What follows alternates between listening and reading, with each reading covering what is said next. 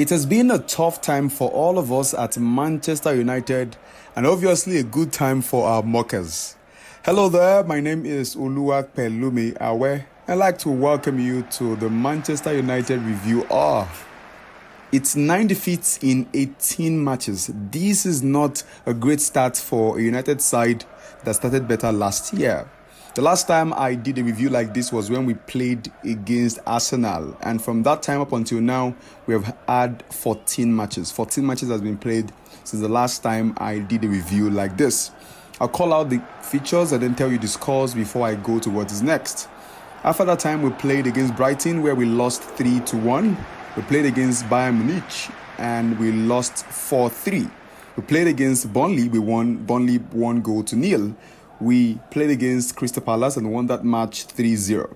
We played against Crystal Palace in the Premier League and they defeated us with 1 goal. We played against Galatasaray in the Champions League and lost 3-2. We played against Brentford and won 2-1. We played against Sheffield United and won 2-1. We played against Copenhagen and won 1-0. And then played against Man City in the EPL and lost 3-0. We played in the EFL round of 16 against Newcastle and lost 3-0. We then played against Fulham and won 1-0. We played the Champions League against Copenhagen and lost 4-3. And then played against Luton Town and won 1-0. These are the results of our last 14 matches since the last time I did a review like this. Over time, I've been able to identify a few strengths. I will be doing the SWOT analysis of our team, looking at what we have been able to produce in the last 14 matches. I start with the strength, which is S there.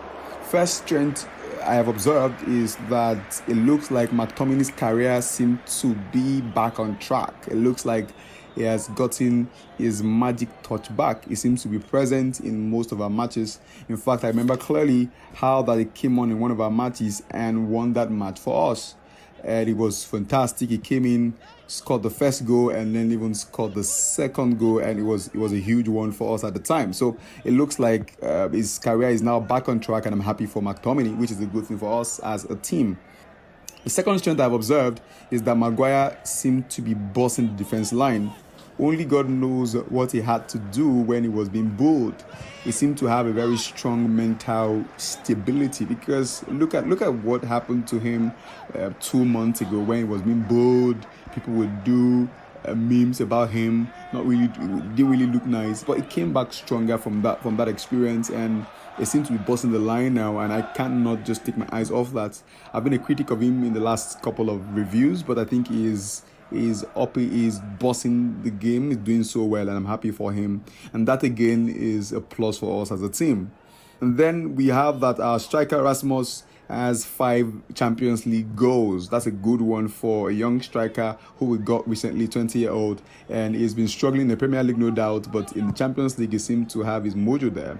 It's been fantastic, scored 5 goals there.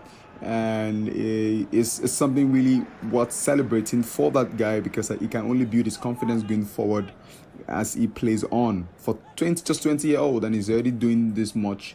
Look at him in 2-3 years time, you can already tell that he will be on fire, scoring goals from every side, using different techniques to score goals, and that I'm happy for him. Even the quality of his goals are really outstanding. You will need to see a review of his goals. Really, really outstanding technique scoring goals in Champions League, and even I hope he will produce that when he begins to score in the Premier League. And then the fourth strength for me is that some of our young chaps are beginning to show some impressive signs that the future of Manchester United is very, very bright. You have Garnacho really doing well. He's been fantastic every time he's been brought on the field to make things happen, whether as a starter or as a substitute. He's been quite well, and there are other players that one can mention. And I know that looking at the bench, I see Anibal there, I see Manuel there. These are young chaps that can't wait to get on the pitch. They look really hungry to come up and begin to make effect and contribute their culture to moving Man United to where it should be. So we are having young chaps who are hungry for exploit. They're hungry to show the world what they have, and I can't wait to see them even do that in our team, Manchester United. These are 4 strengths that I have observed in the team, and it's only great I mentioned that before I go to the weaknesses.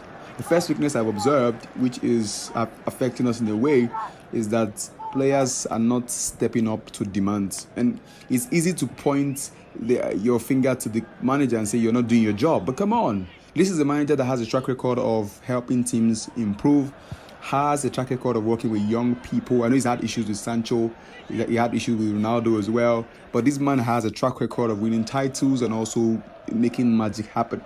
The players have to be spoken to wake up. Many of them earn a lot of money but are not giving that kind of energy to match the amount of money they are getting. Because you make money from the club, you have to give your all for the club. And we need to begin to let the players know that they need to begin to up their game. And that, for me, is a weakness. I don't know how to solve that, but maybe I will mention that when we get to the opportunities part. But that is a weakness that I have observed in the team. The two is that Rashford looks like he's trying, but he's having a difficult time performing and scoring. He's having a difficult time performing. I don't know how many dribbles he's completed in the last 5 matches. It's not been a lot. In fact, he got a red card against Copenhagen, and that is not quite good for a player who last season was on fire and made things happen for the club last season. So he's not really doing as well as he used to do before. Third thing I've observed is Fernandez's character and impulsive reaction seem to be affecting the morale of the team. I don't know if you watched Man United match. You observe how Fernandez will throw his arms out, complaining for every single thing that happens. His facial expression is not exactly the best, and you think that he's always talking and ranting here and there, and that may have to change given that he's the captain of the team. He has to be able to put on a character that can advance and help the team move forward.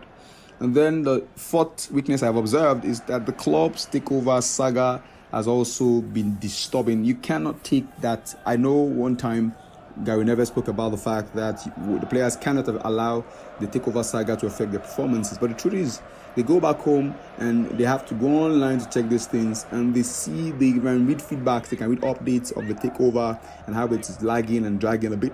And then the stadium is already falling apart, and things have to be fixed. And that cannot happen until a new person comes to take over, which is about to happen soon. These are 4 weaknesses that I have observed, and if you have more, you can let me know in the comments. What then are the opportunities in all of this? First, the win against Fulham and Luton Town has the capacity to inspire a good remainder of the season for the team. If you saw the match against Fulham and also the match against Luton Town, you will see how the team plays better football now than they used to play. And sometimes, even without playing a good football match, a win alone can just steer you in the right direction, inspire you to keep scoring and winning matches. And that is a good thing to have. The win against Fulham and Luton City can just kick off a season that will inspire more wins going forward. Second opportunity, which is something we need to keep doing, is that there's been improvement to possession and forward passes. I watched the Luton Town match and I could see how that we tried our best to control the half. In fact, the first half was Manchester United's half because we played them like we're playing with kids. And it was because most times it wasn't that we were playing at the back, it was that we're playing forward passes, making some runs, good runs. We had quality chances, which only tells you that Erik ten Hag is a cook and he's cooking something. Right? Erik ten Hag is a cook and I think he's cooking something. He mentioned in the news that we will not be seeing the Ajax kind of football at Manchester United, but I'm hoping that he can create a model and find kind of football for our club that suits the quality, the technique and the personality of our players, which will help them to be able to do well and bring wares home. The third good news is that more money is coming given the part purchase of the club by a billionaire, and that is a sign that more players will be signed, with more players set to be ready for offloading. We will be offloading some players, I believe, in January. I can already guess Martial will be offloaded. I can guess Sancho will be offloaded. In fact, he's the number 1 on that list to be offloaded, and more players will be offloaded in January because they don't seem to just fit in, and then we can now get new players in that will help the club move in the right direction. The fourth opportunity is that we have more competition for positions. The midfield is a place where we are having players fighting for their roles. You have McTominay, you have Arabat, you have Mason Mount, You have Manu, you have Anibal. These are players who are ready to pounce on any opportunity they get to have on the pitch. And that is a good one for the club and for all of us. The presence of competition usually is a healthy sign in football, meaning that players will need to put in their best every time they come for training so that they can be the one that will be selected on the match day. All right, on the match day. I've observed a couple of threats. The first threat I've observed is that injuries are a lot. Evans is injured, Martinez is injured, Rasmus is injured, Shaw is injured. These injuries are telling. The medical team need to find a way of ensuring that our players can play 90 minutes without feeling too tired or getting injured easily. We need fit players to be on the pitch to play for the club. The second threat I've observed is that VAR seem not to be on our side this time around. VAR seem not to be on our side. We have more decisions against us than for us, and it is killing the team spirit. It's drawing us back, taking out points from our points because decisions that should favor us are not favoring us, and that is a threat that has to be looked into. We've had some players and coaches call for the cancelling of the VAR system, but it's still being debated. But I tell you for a fact, it's telling on the team and telling on our result. The third threat is that players give up too quickly, and that's a challenge. It talks about the mind and the mental state of the players, why they are not very persistent enough to get the result they want to get. When a team falls behind every time, that is a sign that there is something wrong. Sometimes they can be comeback, sometimes they come back sometimes. But if the team has to depend on comebacks every time to win a match, then there is a challenge. These are three threats that I've observed, and if I have more, I will add as I go on. Let me know what you think are the strengths. Let me know what you think are the weaknesses. Let me know what you think are the opportunities. Let me know what you think are the threats of this team looking at our last 14 matches, and I will respond to you when I say it. Thank you for listening to me. My name is Oluwakpelumi, where I look forward to your comments. Thank you.